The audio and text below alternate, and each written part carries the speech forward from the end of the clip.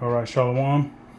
First and foremost, I'd like to give all praise, honor, and glory unto Yahweh, Bahashem, Yahweh Shai, Bahashem, Racha, HaKodash, double honors unto the apostles and elders of Great Millstone who rule well.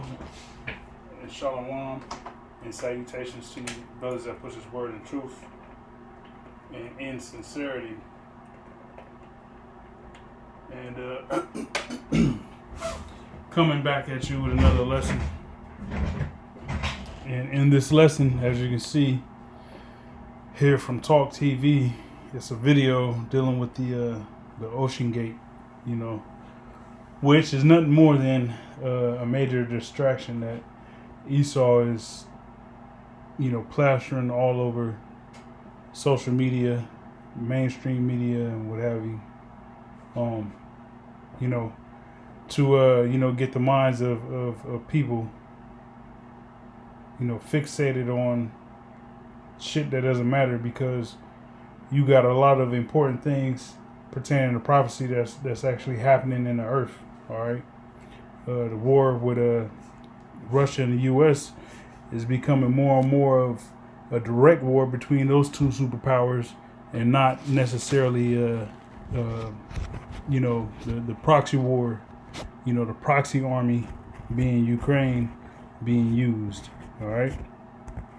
So, and just a side note, this is probably a man. All right. This thing here is probably a man. All right. It has a man's body. It looks like a man. But anyways, I'm going to let a little bit of this play and then get some scriptures and edify. All right. So as you see, it says there's no bodies to recover. The implosion is so rapid. Former U.S. Navy captain on Titanic sub. All right. No, not really. I think this was the most likely scenario. I think what they were saying was that this implosion happened as the vessel was on its initial descent, an hour and 45 minutes into their journey to the Titanic. They hadn't quite reached it yet. They were still a little bit above it and off the bow of the Titanic when something catastrophic happened to the submarine. When they say catastrophic implosion, it is an instantaneous destruction of the vessel and instantaneous death for everyone on board. Probably they didn't even perceive that they were in danger, and then they were gone. And then the pieces end up on the seabed. So you hear that, man? All right, trying to play the Most High and search the deep, search the sea. Hey, what's down there is, the Israelites, we're going to get knowledge of that in the kingdom. But that's not for Esau and these heathens to venture out and explore and try to gather all the data on what's going on with the Most High's creation. All right. And as you heard, he said it was about an hour and 45 into their descent. So could you imagine being on a damn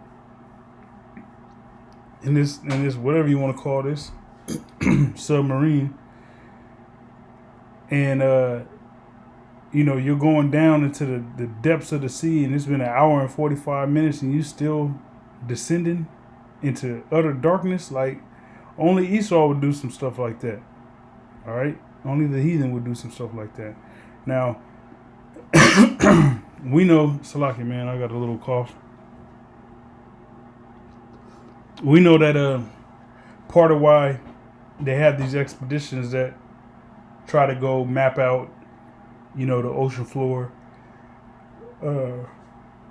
claim to have gone to the moon, NASA, so on and so forth, which NASA means deceiver in the Hebrew. When you look at the word NASA up in the Hebrew, it means deceiver. So we know they haven't went to the moon. Esau has not went to the moon. But these are all some of the things that pertain to the heavens and the earth itself.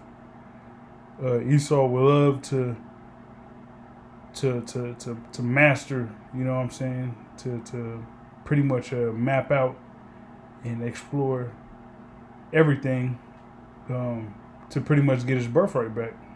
All right, so this is Jeremiah 31 and 35. This is what the Heavenly Father has said.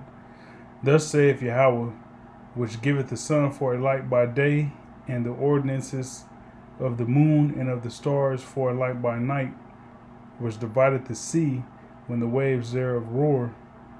The Lord Yahweh of hosts is his name. All right, because it's Yahweh Bashem Yahushai. All right, actually Yahushai being given the blueprint from the Heavenly Father to create what we see pertaining to, the earth, the sea, the moon, the stars. All right. If those ordinances depart from before me, saith Yahweh, then the seed of Israel shall also then the seed of Israel also shall cease from being a nation from before me.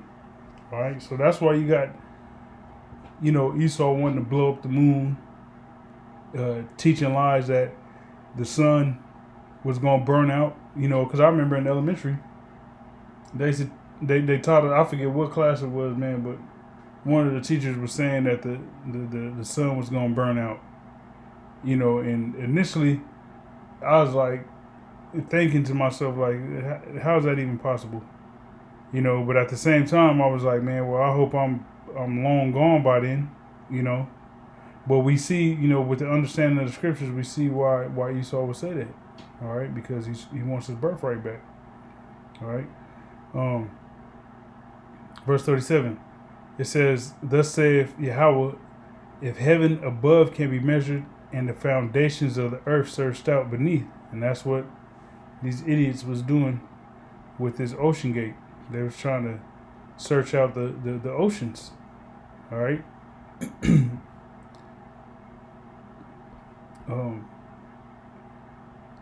It says, and the foundations of the earth searched out beneath. I will also cast off all the seed of Israel for all that they have done, saith the Lord. Okay, so if Esau was actually able to accomplish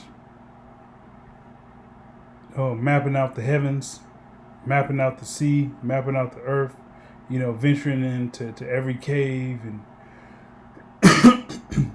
pretty much finding out the Most High's creation in totality, then the Heavenly Father would lay all the sins and iniquity and the charges of Israel against us. Okay? But Esau's not able to do that. But you best believe he's going to fight tooth and nail in a failed attempt to do so. All right? This is Job 11 and 7. It says, canst thou by searching find out the Most High? Canst thou find out the Almighty unto perfection? All right, and that's another thing Esau lies with, is them talking about the God particle. All right, sometimes you'll hear Esau talking about the God particle. What created the Big Bang Theory and all this BS. All right, but the question Job asked was, canst thou by searching find out the Most High? Canst thou find out the Almighty unto perfection? And the answer is no, man. Esau, you can't find out the Heavenly Father. He's the Ancient of Days. He himself wasn't even. He's the Creator. Like the Bishop Sakharan in the New York camp said this past week. Wrap your mind around that. Like he doesn't have any beginning or ending. Yahweh, he to be. He exists. So there ain't no way Esau is gonna be able to explore the heavens and earth and actually, find the Heavenly Father somewhere out in space with some gigantic telescope, and then hop on some ships and then, go to a whole nother dimension and shine a big ass flashlight and we found him. Nah, that's not gonna happen, man. Okay. It says, well, actually, that's the point. Actually, let me see. Verse 8. It says, it is as high as heaven. What canst thou do? Deeper than hell. What canst thou know? The measure thereof is longer than the earth and broader than the sea. All right. So you can search high, low, far, and wide, and you still ain't gonna be able to,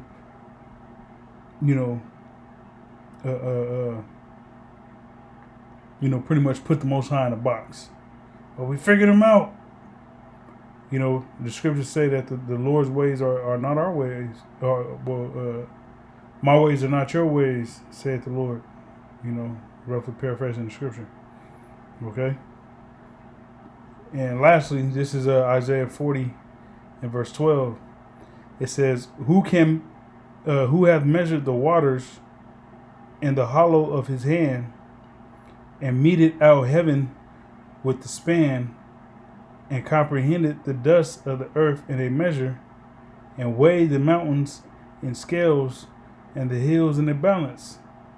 Who hath directed the spirit of Yahweh, or being his counselor hath taught him? With whom took he counsel, and who instructed him, and taught him in the path of judgment, and taught him knowledge, and showed him the way of understanding? All right, so nobody. All right, the Most High was nobody's apprentice, and had to go through a 6,000 year apprenticeship, right? And then on the 7,000 year, he graduates, and now he takes over as a journeyman. You know what I'm saying? And then after that, he gets to move up to being a superintendent. The Lord ain't had to go through that. The Heavenly Father, Yahweh, he didn't go through that, man. Okay. And also it tells you that, here in verse 12 it says, who hath measured the waters in the hollow of his hand. Okay, so the Lord is omnipresent, omnipotent. Okay, the Lord is everywhere. Okay, everywhere. There was this bug out Edomite today that was talking about aliens and he was saying, well, what if we're really, the universe is really inside of a marble that's on some big ass cat's neck? Like, what the fuck are you talking about, dude? Just a side note, but that's not it, man. All right, we're in the hand of the Heavenly Father, man. The scriptures say that the earth is his footstool. The Heavenly Father is all around us, and that's something that Esau can't wrap their mind around. All right, but I just wanted to bring that out, man. As it says, there's no bodies to recover, man. The implosion is so rapid. Could you imagine that? All that pressure, pretty much there was an angel down there following them all the way down to a certain depth, and then the angel just crushed that damn tin can, man. All right. So, Lord willing, this was edifying. Till next time, shalom.